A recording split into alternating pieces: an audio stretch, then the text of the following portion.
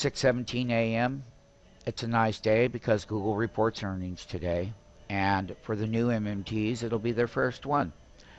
And they'll be able to enjoy the fact of learning that from $480 up to the current 7-day highs, today is going to be the 8th day, along with the broader market in its bull rally, year-end bull rally, going into the earnings. So you've ran $70 already from those bottom areas that people like, and that was around the $480 area. There was also another time at $473, and that was the last quarter that they reported in the summertime. And they did well, and they had a big gap, and we were in it. This time around, Apple has a nice gap. It got right up there below a half delta. Markets open in 12 minutes, so they'd spent most of the pre-market early on. It was down at a certain delta level of support, and then they have walked the bids higher and the ask higher, bid and ask higher, from that level, which was probably about $4 in pre-market lows up to the highs, because originally in pre-market it was below 402.19 where entries would be made and are made every day, whether long or short. In a bull tape in pre-market, the markets are starting their 8th day, and the 8th day is a rally that was hit from the 1075 lows and the 10.4 on the Dows, all of where our price targets were, and we're starting the 8th day of that reversal. Okay, and that was going to be the upside volatility, and today's day 8 of this upside volatility. We will be looking for increased volatility over the next 2 months, just for sake of the fact that the bull had went down very, very, very hard from 1370 on the S&P to 1075. That's close enough to 300 handles. What a big short. We have that on our website. Now, during volatility is that the bull must believe that the sentiment is changed in one respect, that there's going to be no recession in the USA, and that they've talked themselves into it enough, it shows in the tape, and that this year end at a calendar 52-week low in the index for 2011 is that you get these leveraged up trends, especially at year end. Now, earnings aren't going to be total collapse or anything of this nature. They're just not going to be as strong as they were in the last 24 months. A lot of the earnings starts today with Google. Price line, on the other hand, MMTs understand what has happened here. You're 485, and you really made the high yesterday, but you had that big reversal. It came off of 411 off of the lows. It went up and it made its highs yesterday, and that was a kiss goodbye.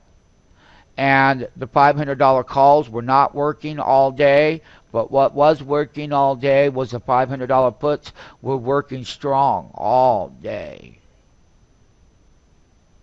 These right here.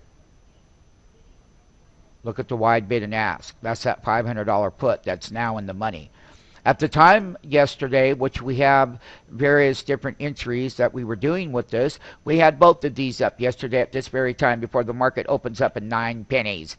And you can see that the call had made the high on the opening bell, but then hit the low of 780. They had closed at 12. Now the tape's going to reset. The tape is going to reset here. 1960, you had a $22 high yesterday and a 1240 low on the $500 put that was working all day. Welcome to the opening bell. Welcome to earnings on Google. And welcome to the kickoff. And welcome to the public perception of what will happen here today and how it will trade leading up to the very closing bell on Google within its price action structure, you'll see that volatility in the public buy and sell transaction. And just remember, as the markets are going into 8-day, the risk on trade is here. And you can clearly see it. And as long as that risk on trade is there and the sentiment and the psychology starts to shift, that's why you let them, they bounce off that support level and bam, go up and then make new highs. So this is the opening bell today. It's Thursday. It's 10:13. That's what it is. And I'll just give you a shot right here. Veritox, VRTX 4.02, Apple, there's your ratio gap. Google, weak at $1.26. You do not have that much of a gap open. The other prior days you did. Right now, but on the other hand, you don't have a lot of gap down either. Because you don't. You don't have no big bear gap down like you don't.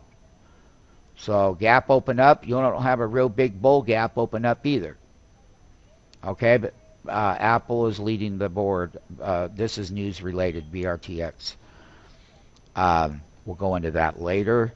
What I would like to say to everyone is it's important to watch the financials, because the reason why this rally is stronger than other calendar yearly lows, we've only had 2 of them, is that within the S&P banking indexes, and some of those need to be looked at and see where they hit. JPMorgan was out this morning with their earnings, because they were. And we're going to be going through the sectors today, so as we go into the earnings, you're going to know where all of the small cap, mid cap, 100, large, and whatnot, and you're going to know where all of your indices are. Okay?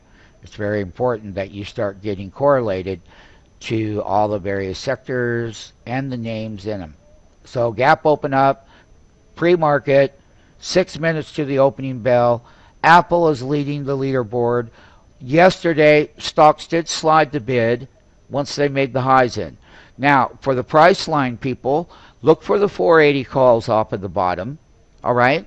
The 480 calls had to have lost, because I will tell you in the short term, the calls had got what we call inflated.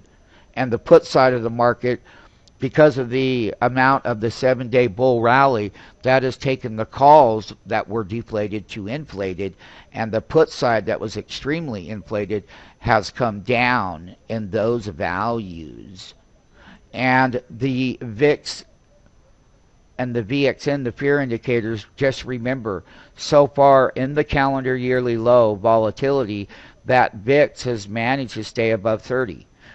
Back when we were doing this in the summer, in August and July, we were talking about, and September, we were talking about how the VIX had made that blow off top, and with a blow off top and then that reversal down would tell you that you had to be fully loaded on that bull rally. If you break below it, that means that it's a confirmation and verifier that the bull and bear sentiment has changed on a percent level. So understanding where your public model is and how these changes are made equal great wealth and risk management.